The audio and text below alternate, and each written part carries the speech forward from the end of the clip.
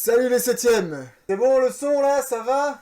Aujourd'hui, on va parler d'Hiram Edson. Hiram Edson. Hiram Edson. Ah là là là là là. Hiram Edson est un héros chez les Adventistes. J'en ai déjà un tout petit peu parlé dans ma précédente vidéo. Mais Hiram Edson, il est connu dans le monde adventiste pour un élément fondateur. C'est ce grand moment où, désespéré après le non-retour de Jésus-Christ en 1844, que Hiram Edson, le 23 octobre avec quelques collègues, traverse un champ et d'un coup a cette grande vision. Et il découvre que Jésus est passé du lieu saint au lieu très saint et que c'est pour ça qu'il n'est pas revenu. Mais c'est pas de ça dont je vais vous parler aujourd'hui. Déjà parce que tout le monde en parle et puis si ça vous intéresse, vous avez qu'à lire le livre de propagande d'histoire de Maxwell qui s'appelle Les Messagers pour le Monde qui raconte cette histoire et tout un tas d'autres. Et puis en plus, en fait, aujourd'hui, on n'est pas trop sûr de savoir si Hiram Edson a vraiment eu cette vision ou pas. Mais j'ai pas le temps d'en parler dans cette vidéo, mais si ça t'intéresse vraiment, tu me le dis en commentaire et je ferai une vidéo sur ce sujet. Alors reste bien jusqu'à la fin de la vidéo parce que j'ai un petit projet à te proposer à la fin si ça t'intéresse. J'ai lu plusieurs articles de propagande d'histoire sur Hiram Edson et c'est simple, hein, Hiram Edson, on nous dit qu'il était un laïc très impliqué, il a eu 2 femmes et 7 enfants. Non mais franchement, on a quelque chose à faire. Qu'en 1844, le 23 octobre, il a traversé un champ, il a eu une vision. Et que suite à cette vision, il a développé la doctrine dite du sanctuaire. Merci Hiram, t'es le plus beau, t'es le meilleur. Oui, parce que quand on parle de Hiram Edson, la plupart du temps, c'est justement pour parler de ce côté étude de la Bible et le fait qu'il aurait formalisé la doctrine du sanctuaire. Ou disons que c'est grâce à lui qu'on aurait obtenu cette doctrine du sanctuaire. D'ailleurs, dans le film Dites-le au monde, on voit cette scène où on a Han, Crozier et Edson qui, après justement qu'ils aient traversé le champ, se retrouvent à faire une étude biblique. Et dans le film, c'est Edson qui mène l'étude biblique. Mais en fait, on sait très bien que c'est Crozier qui a mené cette étude. On sait très bien que c'est Crozier qui a formalisé la théorie, la doctrine dite du sanctuaire à travers l'ensemble des articles qu'il a écrits. Alors Hiram, qu'est-ce qu'il avait à faire dans cette histoire? Eh bien en fait, il a financé la publication des articles.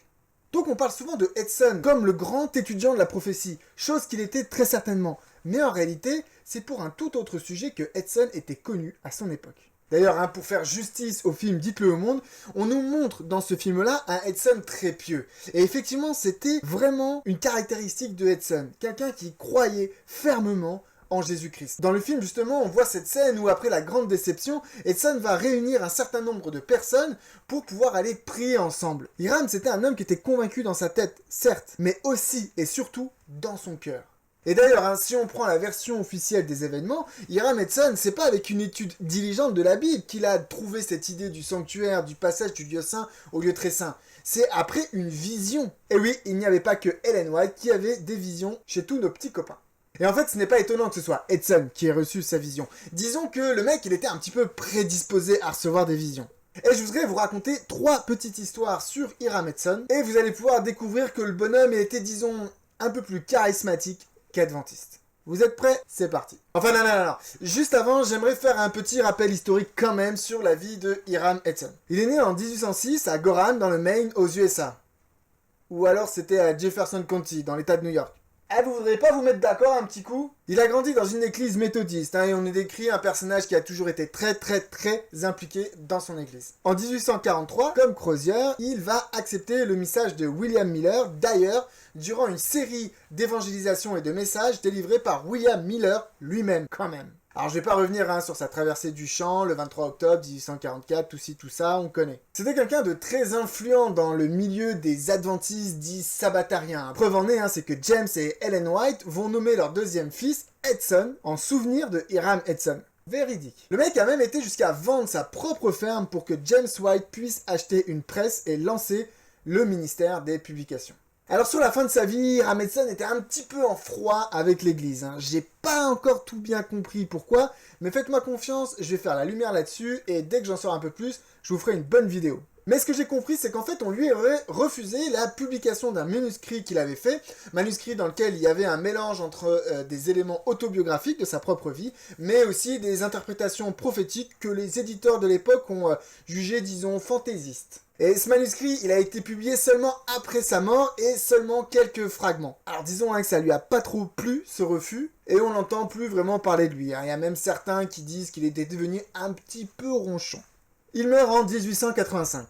Alors c'est bien, comme ça il n'a pas à vivre le bord qu'il y a eu en 1888. Mais c'est dommage, hein, parce que je pense que ça lui aurait quand même plu ce qui s'est passé après. Tu veux savoir de quoi je parle? Abonne-toi et regarde les vidéos qui vont suivre et tu le sauras.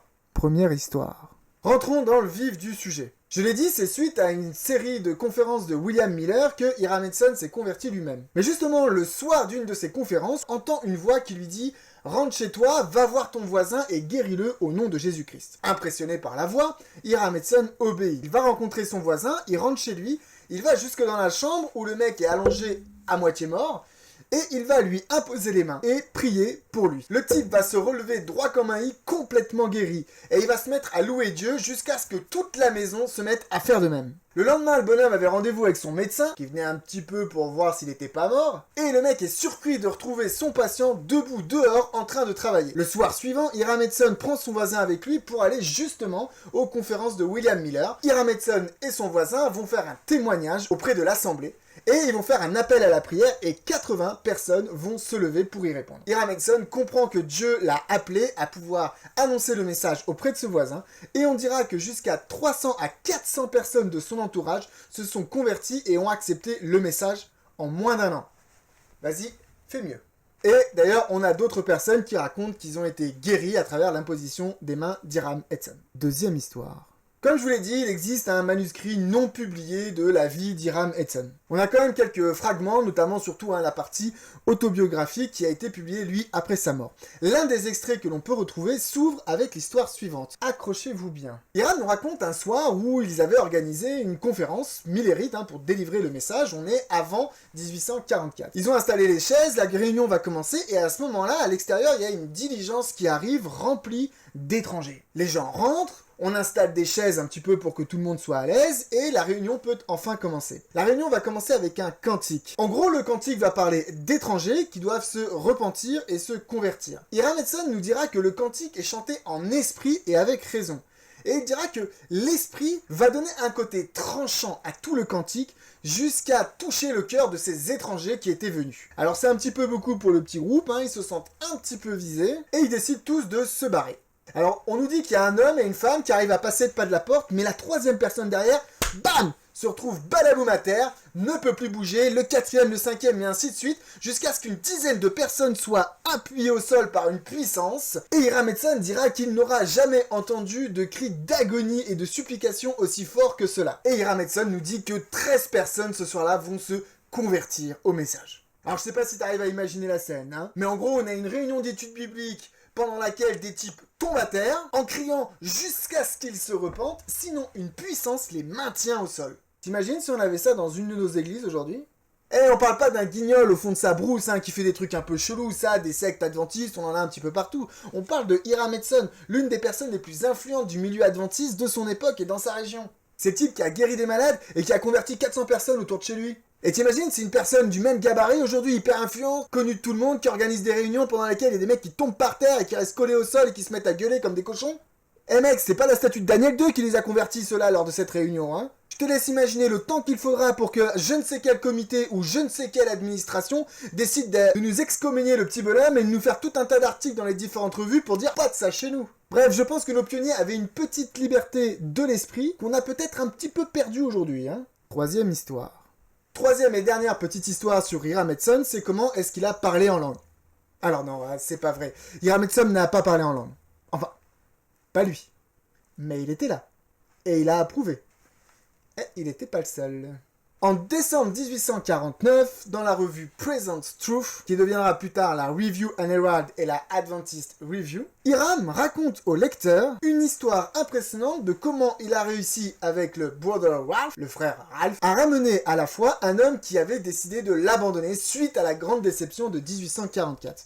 Et on parle pas de n'importe qui, on parle de Samuel Rodd, qui sera plus tard l'un des éditeurs de la Review and Herald. En fait, Samuel Rodd, avait été très actif entre 1843 et 1844 pendant ce grand réveil. Mais au moment où il y a eu la grande déception, le mec a été très moqué, il a vraiment très mal vécu la chose, et il était parti s'isoler en forêt, il voulait voir plus personne.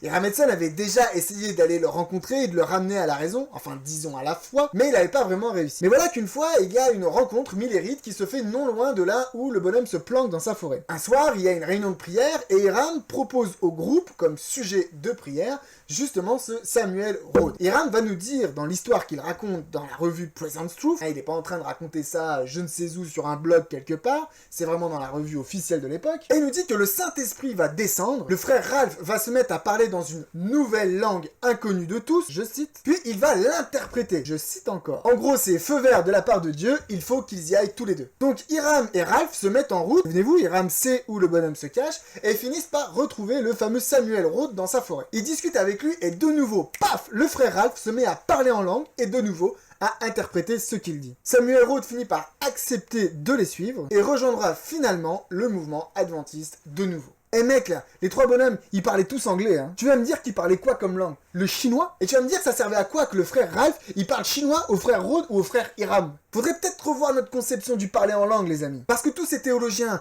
qui nous disent que le parler en langue, c'est pour annoncer l'évangile dans des langues qu'on connaît pas, eh ben ça tient pas la route dans cette histoire. Bref, il faut savoir qu'il y a deux autres histoires qui sont très intéressantes avec cette même histoire. La première, c'est que finalement, le frère Rhodes finira par admettre que quelques nuits précédemment, il avait une vision, un rêve, pendant lequel il avait vu deux hommes venir le chercher et qu'il l'attendait pour pouvoir repartir avec lui. Et Hiram lui-même dira qu'il avait eu ce même rêve où il devait aller avec quelqu'un récupérer le frère Rhodes. Une petite histoire à la Paul et Ananias, quoi. La deuxième histoire, c'est qu'Ellen White était présente, ou en tout cas, elle était au courant de cette affaire de réunion de prière pour aller chercher le frère Rhodes et de parler en langue et tout ci, tout ça. Disons qu'au début, elle était pas chaud par l'idée, hein. Mais en fait, elle dira qu'elle aura reçu une vision après, où elle verra le frère Rhodes dans les ténèbres, mais qui tient toujours l'image de Jésus. Et dans cette vision, Dieu lui dit que c'était bien sa volonté que Hiram et Ralph ils aillent chercher le frère Rhodes dans sa forêt. Enfin quoi, c'est pas une étude de Matthieu 5, versets 23 à 24 qui a convaincu ces bonhommes d'aller récupérer le frère Rhodes. Ce sont des rêves, des visions et des langues inconnues. C'était quand même une époque formidable, hein. Non mais t'imagines, t'es en comité d'église. Et là, il y a quelqu'un qui dit « Ouais, il y a un petit jeune de l'église, il a quitté, il est pas très bien, il a vécu une mauvaise expérience. » Alors vous décidez de prier pour lui. Et puis tout d'un coup, t'en as un qui se met à parler une langue un peu chelou, qui se met à interpréter et qui dit « Allez, il faut aller le récupérer, il faut aller le chercher, toi tu viens avec moi. » Et puis le mec dit « Oui, moi j'ai eu un rêve, effectivement, il fallait aller le chercher. » Puis le comité d'après, t'as une nana qui débarque en disant « J'ai eu une vision, effectivement, lui et lui devaient aller chercher le frère. » Tu réagirais comment, franchement? Bref. Qu'est-ce que l'on peut retenir de la vie de Hiram Edson?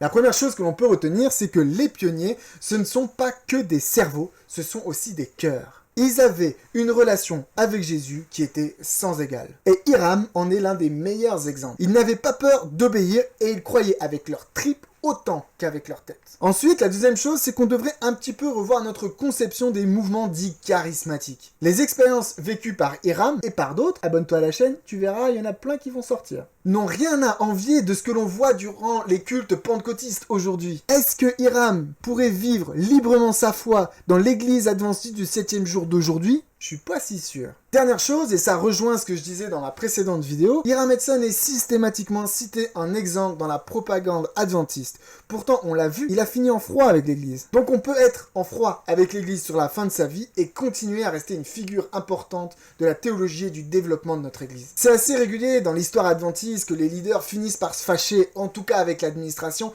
tout en restant, pour certains d'entre eux, des adventistes dans leur cœur. Il y en a même qui vont carrément claquer la porte. Pour Hiram, on le traite toujours comme un héros. Mais il y en a plein d'autres qu'on considère comme des traîtres. Je pense à Ballinger, Conradi, Jones ou Wagoner. Il serait peut-être temps de changer d'état d'esprit. Voilà les 7e, merci d'avoir regardé cette vidéo. J'espère que vous avez découvert des histoires intéressantes sur notre ami Hiram Edson. Merci d'avoir regardé cette vidéo jusqu'au bout et comme je vous le disais au début, j'ai un petit projet à partager avec vous. Il y a un livre qui a été écrit par James Nix, l'actuel directeur du White Estate aux États-Unis, et ce livre parle de plusieurs histoires des pionniers. Il est vraiment très intéressant et c'est une source intéressante pour tous ceux qui justement suivent cette chaîne. Ce que j'aimerais vous proposer, parce qu'il est actuellement quasiment en rupture de stock aux éditions Vie et Santé, c'est de proposer une réimpression réimpression personnalisée. Que cette réimpression soit dédiée justement aux auditeurs de cette chaîne YouTube. Donc l'idée en fait, c'est de lancer un projet Kickstarter. Vous trouverez le lien en description. Vous aurez dans ce lien en description l'ensemble des coûts que cela engendre de pouvoir réimprimer ce livre. Si ça vous intéresse, vous pouvez participer au lien Kickstarter et vous recevrez le livre dès qu'il sera prêt. D'ailleurs, suite à la précédente vidéo, plusieurs personnes m'ont demandé de pouvoir mettre mes sources en description. C'est une excellente idée, je vais le faire pour cette vidéo, mettre mes sources. Vous verrez qu'il n'y a pas beaucoup de sources en français, malheureusement, mais c'est aussi la raison pour laquelle je fais cette vidéo. J'ai aussi modifié ma précédente vidéo sur Crozier pour pouvoir y ajouter justement les sources que j'ai utilisées ou qui sont facilement accessibles en ligne. Alors il y a plein de choses à dire sur un personnage, que ce soit sur Crozier ou même sur Hiram Edson, et du coup en fait je vais faire des séries, c'est-à-dire sur Hiram, j'aimerais à un moment donné parler de la raison pour laquelle il s'est froissé avec l'église, j'aimerais faire une vidéo sur sa fameuse vision et pourquoi aujourd'hui on n'est pas si sûr de savoir s'il a vraiment eu cette vision, et j'aimerais aussi faire un sujet sur une participation théologique que Hiram Edson a eu dans le développement de l'église sur un terme qui se dit le temps des gentils. Pour ne rater aucune vidéo, du coup, il faut que tu t'abonnes et que tu actives la petite cloche. Pense à mettre un pouce sur cette vidéo et surtout, si tu veux m'aider, si tu veux aider la chaîne, mets un commentaire en bas. D'ailleurs, je me ferai un plaisir d'y répondre. Dis-moi s'il y a des personnages de l'histoire adventiste que tu aimerais que j'aborde. Et enfin, partage cette vidéo sur WhatsApp, sur Facebook, avec tous les adventistes francophones que tu connais. Dernière chose, vous l'avez vu dans ma dernière vidéo, le son était très mauvais. Je suis vraiment une quiche technique. J'ai ouvert un compte Tipeee si vous avez envie de me soutenir financièrement. Cet argent servira principalement à payer un monteur et des techniciens pour pouvoir faire mes vidéos. Merci encore, merci d'avance et à très bientôt, comme dirait l'autre. Remember Daniel in the lion's den. He was there, for he would not bow to